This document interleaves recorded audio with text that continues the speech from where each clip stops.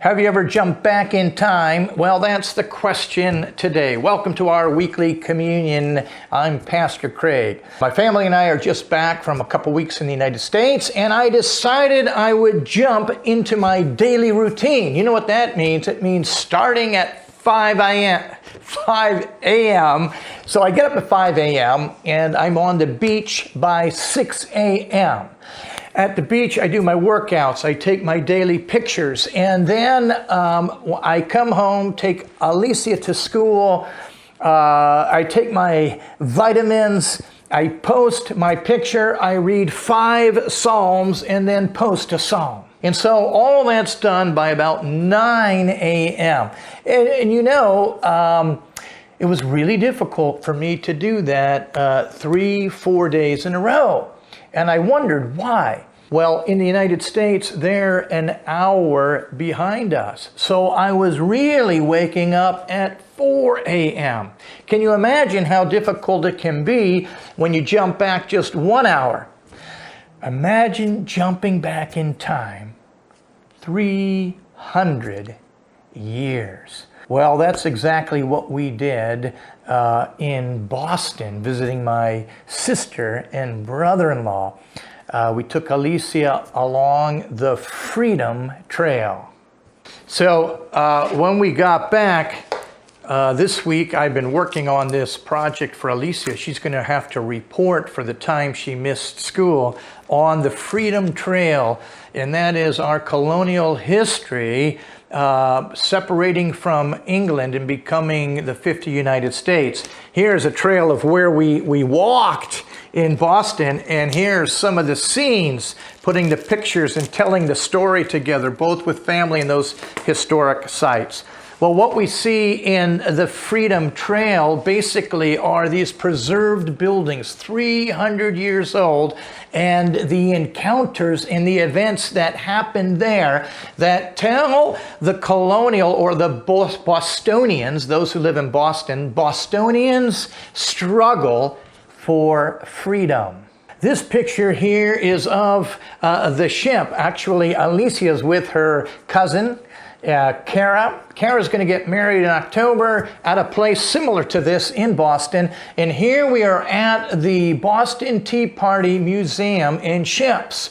So every good American knows that there cannot be any imposition of taxation without representation.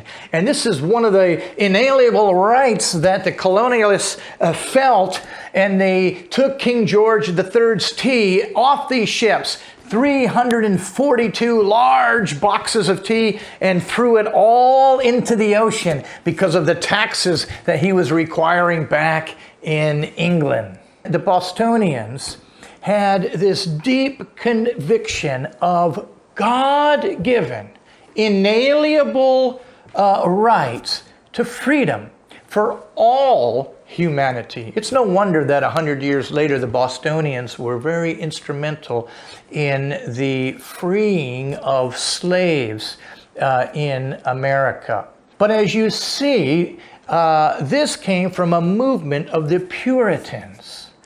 Believers who had come from England seeking a more pure form of Christianity under God's grace, but also following this book, the Bible.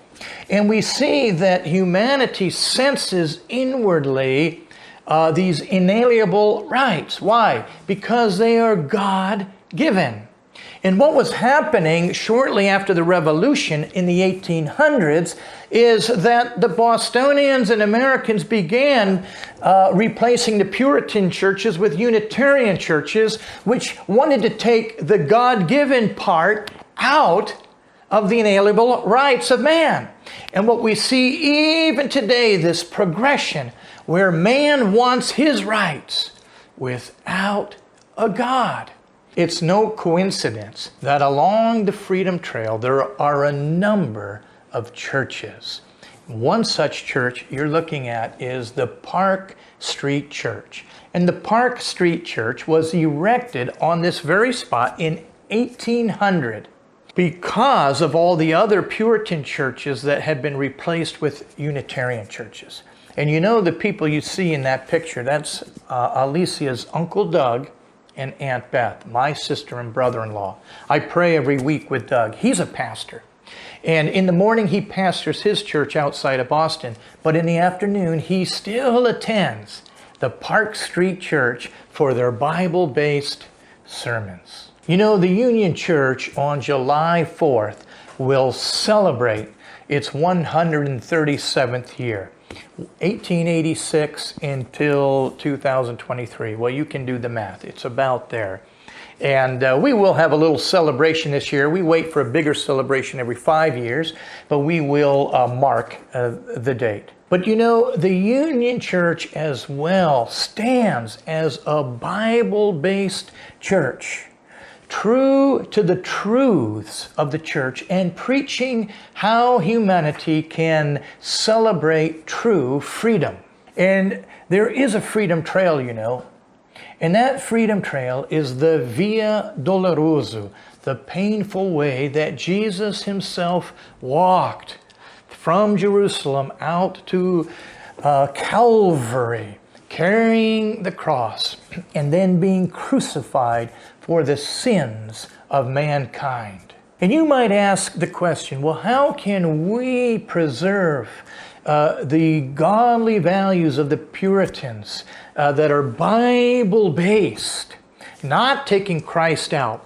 And as your pastor, as we celebrate another year, I have called us as a church to 3 C's. The first one is connect.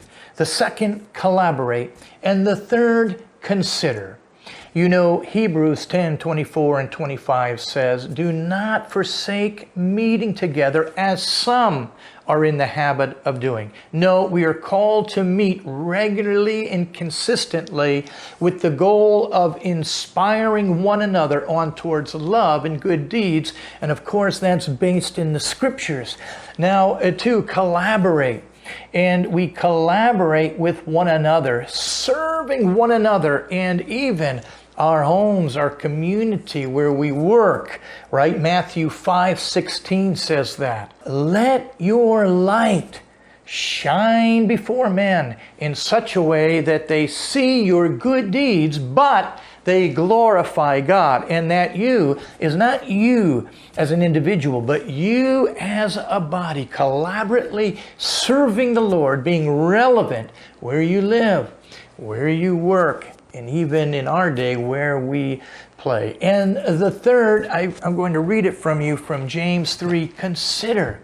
It's so important that you sit down and listen to one another, considering the interests of others above yourselves, honoring one another above your own self. And this is godly wisdom. The wisdom that comes from heaven is first of all pure, Puritan, then peace-loving, and then considerate, considering the needs of others. Well, how practically can I do that, Pastor? Well, I'm very consistent when people ask me how you can be more involved in the church. First of all, we know, come Sunday morning, that is a time of corporate worship where we exalt Jesus, praise his name as a body. Number 2, belong to a group. Join a group. It's in a small group where you live in transparency with others, where you are able to serve one another using your spiritual gifts. Third is join a team. You know, we have a number of ministry teams that we always need people to volunteer and serve. That could be our children's ministry, Sunday mornings. Could be our connections team, welcoming people. It could be our tech and worship team.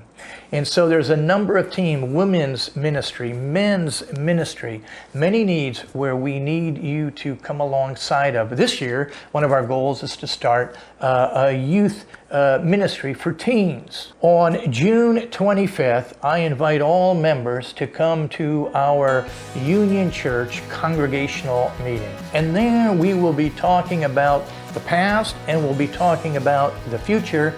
And we'll be giving you opportunities on how you can participate in the 3 C's.